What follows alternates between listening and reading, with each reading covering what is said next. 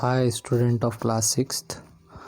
आज हम इंग्लिश का चैप्टर देखेंगे 7 fair play. Jumman Sheikh and Algu Chaudhary were good friends, so strong was their bond of friendship that when either of them went away from village, the other looked after his family. Both were greatly respected in the village. Jumman Shaikh तथा अलगू चौधरी अच्छे मित्र थे। उनकी मित्रता का बंधन इतना मजबूत था कि जब एक गांव से बाहर जाता था तो दूसरा उसके परिवार की देखभाल करता था। दोनों ही गांव में बहुत सम्मान था दोनों का ही। Jumman had an old aunt who had some property and this she transferred to him on the understand that she would stay with him and he would look after her. The arrangement worked well for a couple of years. Then the situation changed. Jumman and his family were tried to of the old relatives. Jumman became as indifferent to her as his wife, who grudged even the little food that the old lady wanted every day. She swallowed this insult along with her food for a few months. तो इसके बाद क्या कहा कि जुम्मन की एक वृद्ध मौसी थी जिसकी अपनी कुछ संपत्ति थी। इस भूमि को उसने इस समझौते पर जुम्मन के नाम हस्तांतरित कर दी कि वह जुम्मन के साथ रहेगा तथा वह उसकी देखरेख करेगा। यह व्यवस्था 2 वर्षों तक सही चली, फिर स्थिति बदल गई। जुम्मन तथा उसके परिवारजन इस वृद्ध संबंधों से तंग आ गए थे। जुम्मन अपनी खाला से उतना ही विमुख या उदासीन हो गया जितना कि उसकी पत्नी से उस वृद्धा को दैनिक भोजन देने में भी आनाकानी करने लगी। खाला यह अपमान अपना भोजन के साथ कुछ माह तक निगलती या सहती रही। यह धैर्य की भी एक सीमा थी। तो उसको इससे बहुत ज़्यादा दिक्कत होती थी जुम्मन की जो मौसी थी। तो फिर देखो आगे क्या होता है। देखो पिक्चर में डिस्क्राइब किया है। जुम्मन ने उसकी बूढ़ी मौसी है, पीछे पत्नी, इनको कितनी तकलीफ़ हो रही है। One day she spoke to Jumman, my son, it is now obvious that I am not wanted in your house. Kindly give me a monthly allowance so that I can set up a separate kitchen.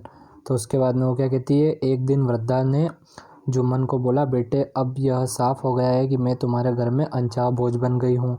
कृपया करके मुझे मासिक भत्ता दे दिया करो, मतलब हर महीने पैसे दे दिया करो, तो जिससे मैं क्या करूँ, अपनी रसोई बना लूँ। आगे फिर क्या बोला, my wife knows best how to run the house. Be patient, said Jumman shamelessly. This made his aunt very angry and she decided to take her case to the panchayat. और फिर वो क्या कहते हैं कि मेरी पत्नी को ही जानकारी है कि घर का संचालन, मतलब घर का काम किस तरह से किया जाता है। तुम जरा धैर्य रखो, जुम्मन ने बेशर्मी से उत्तर दिया। यह सुनकर खाला नाराज हो गई और उसने अपना मामला गांव की पंचायत में ले जाने का निर्णय किया। For many days, the old lady was seen talking to the villagers, explaining her case and seeking their support. Some sympathized with her, others laughed at her, and few others advised her make it up. And with her nephew and his wife, at the last she came to Olgo Chaudhary and spoke him. You know, Chachi, Jumman is my best friend. How can I go against him? Algu said. But it is right, my son, to keep mum and not say what you considered just and fair, pleaded the old lady.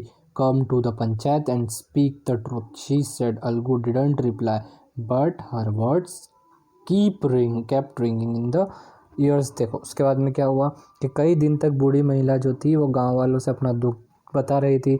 तो कुछ लोग उसमें से थे जो उसका स्पष्ट करती है और तथा उनका समर्थन मांगने की कोशिश करती है। तो कुछ ने उसके प्रति सहानुभूति दिखाई और कुछ उस पर हंस रहे थे। कुछ और लोगों ने उसे सलाह दी कि अपने भतीजा एवं उसकी पत्नी से समझौता कर लो। बाद में वह अगलू चौधरी के पास गई तथा फरियाद की, तुम तो जानते ही हो खाला, जुम्मन मेरा परम मित्र है, मैं भला उसके विरुद्ध किस प्रकार कर सकता हूँ। अलगू बोला, पर क्या यह उचित या सही है कि तुम चुप बैठे रहो तथा सही बात न बोलो। वृद्धि ने तर्क दिया, पंचायत में आओ तथा सच बोल दो। उसने कहा। उल्गू ने कोई उत्तर नहीं दिया, पर वृद्ध के शब्द उसके कानों में गूंजते रहे। The panchayat was held the same evening under an old banyan tree, जैसे बनियान ट्री के जैसे ट्री के नीचे पंचायत बैठी। फिर क्या हुआ, Jumman stood up and said the voice of the panch in the voice of God, let my aunt nominate the head panch, I will abide by her decision.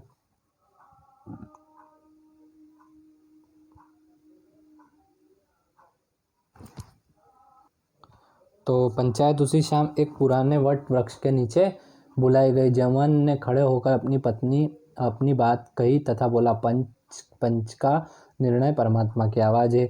मेरी खाला जिसे चाहे अपना सरपंच नामांकित कर ले और मैं उसके निर्णय को मान लूँगा। पंच का कोई मित्र या शत्रु नहीं होता। अलगू चौधरी, मतलब जो पंचायत होती है उसका कोई शत्रु नहीं होता। अलगू चौधरी के नाम पर तुम्हें कोई एतराज़ है? वृद्ध महिला ने घोषणा कर दी। ठीक है, जुम्मन ने इस अनपेक्षा सौभाग्य पर अपनी खुशी छुपाती हुई कहा। खाला ने क्या कहा, खाला तुम जुम्मन तथा मेरे मित्र को की बात जानती हो? अलगू बोला, मैं वह जानती हूँ। खाला ने उत्तर दिया, पर मैं यह भी जानती हूँ कि तुम अपने मित्रता के लिए आत्मा का हनन नहीं करोगे। पंचायत के दिल में परमात्मा का वास होता है और उसकी आवाज़ परमात्मा की आवाज़ होती है। और वृद्ध महिला ने अपना केस स्पष्ट किया। उसके बाद में क्या हुआ, Jummu said, Ulgu you and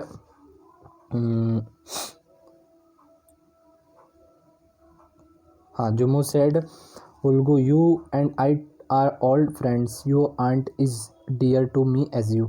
Now I am Punch. You and your aunt are equal before me. What have you to say your defense? 3 years ago, began Jumman, may aunt transfer her property to me. I promised to support her as long as she lived. I have done all I could. There have been a couple of quarrels between my wife and but I can't stop it. Now my aunt is claiming a monthly allowance for me. This is not possible. That's all I have to say. उसके बाद में जुम्मन ने क्या कहा कि कुछ समय पहले, 3 साल पहले मेरी माँ ने मुझे, मतलब मौसी ने कहा था कि वो उसका अलापे मैं उनको रखने के लिए तैयार हूँ, जिसके कारण वो अपनी प्रॉपर्टी देगी और मैं उनकी देखरेख करूँगा। पर कुछ समय बाद उनके क्वारल, मतलब होता है बातचीत की लड़ाई, तो वो मेरी वाइफ से और मुझसे लड़ने लगी। तो उसके बाद में वो मुझे बोलने लगी कि मैं अलग रहना चाहती हूँ, तुम मुझे हर महीने पैसे दे दिया करो खाने के। तो वो बोलता है कि ये पॉसिबल नहीं है। Jumman was cross examine by Algu and others. The Algu announced, we have gone into the matter carefully. In our opinion, Juman must pay his aunt a monthly allowance or else the property goes back to her. Now the two friends were seldom seen together. The bond of friendship between was broken. In fact, Juman was Algu enemy and wanted his revenge. Jumman Ulgu बोला, तुम और मैं पुराने मित्र हैं। तुम्हारी खाला मुझे उतनी ही प्रिय है जितने कि तुम हो। अब मैं पंच के पद पर आसीन हूँ। तुम और तुम्हारी खाला मेरी दृष्टि में समान हो। तुम्हें अपने बचाव पक्ष में क्या करना है? 3 वर्ष पूर्व जुम्मन ने बात शुरू की। मेरी खाला ने अपनी सारी संपदा मेरे नाम कर दी थी और उसके बाद में ये सब बातें उन्होंने कहने लगा। जुम्मन से अलगू तथा व्यक्ति की जिरह की। फिर अलगू ने घोषणा की, हमने इस मामले पर ध्यानपूर्वक विचार किया। अपनी राय में जुम्मन को अपनी खाला को मासिक भत्ता देना चाहिए, अन्यथा उसकी संपदा उसको लौटा दें। इसके पश्चात दोनों मित्र में पूरा अलगाव हो गया। उनके बीच मैत्री का बंधन टूट गया। तो भैया उसने क्या बोला, जो वो बना था उसका फ्रेंड पंचायत का मुखिया, उसने बोला कि इनको पैसे देना चाहिए और उनके बीच में इस बात पे विवाद होने लग गया और उनकी दोस्ती भी टूट गई। वास्तव में जुम्मन तो अलगू का शत्रु बन गया, पर प्रतिरोध लेने का विचार करने लगा और बदला लेने का विचार करने लगा।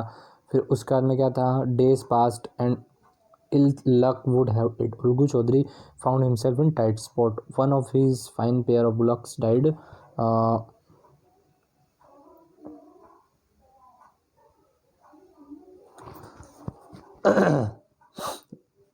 And he sold the other to Samju Sahu, a cart driver of the village.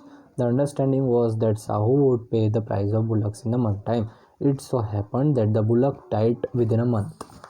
Several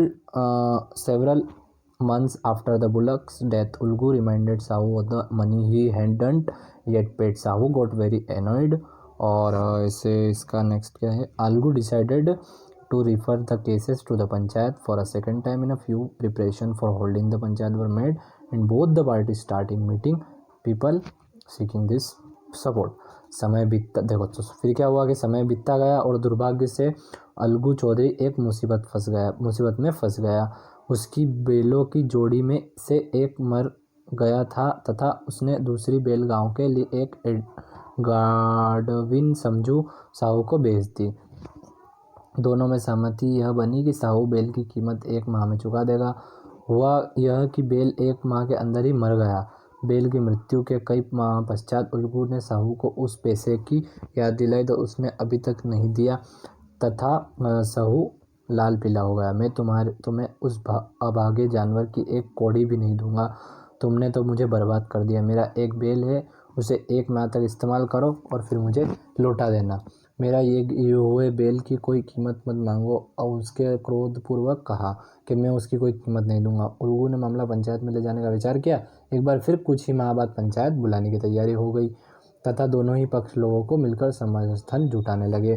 फिर क्या हुआ कि the panchayat was held under the old banyan tree. फिर से वहीं पर पंचायत बैठ गई भैया।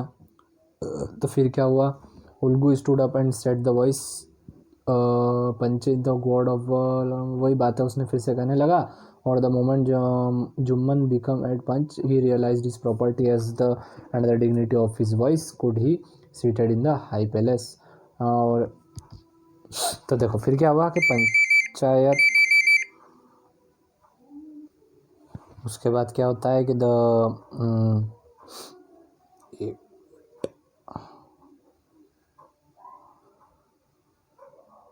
पंचायत पुराने वृक्षों को नीचे जुड़ी। वहाँ पर वो पंचायत फिर से स्टार्ट हो गई। फिर वही बात बने कि परमात्मा है और मेरा जो वो है वो मतलब उनका जो होगा न्याय वही जो वो फैसला लेंगे वो मेरा फैसला है। साहू को सुनहरा मौका दिखाई दिया और उसने जुम्मन का नाम प्रस्ताव कर दिया। अलगू का दिल बैठ गया तथा उसका चेहरा पीला पड़ गया, पर वह कर भी क्या सकता था। जैसे ही जुम्मन सरपंच बना उसे एक पंच की जिम्मेदारी तथा पद की गरिमा का एहसास हो गया। क्या वह उस उच्च पद पर बैठकर अपना बदला ले सकेगा? मतलब उसका दोस्त अब उसका फैसला करेगा जिसने पहले वो हुआ था ना। तो उसने खूब विचार किया। नहीं, उसे अपनी निजी भावनाओं को सत्य बोलने तथा न्याय करने की मांग में बाधक नहीं बनने देगा। फिर क्या हुआ कि बोथ अलगू एंड साहू ये 7th वाला प्रयोग बोथ अलगू एंड साहू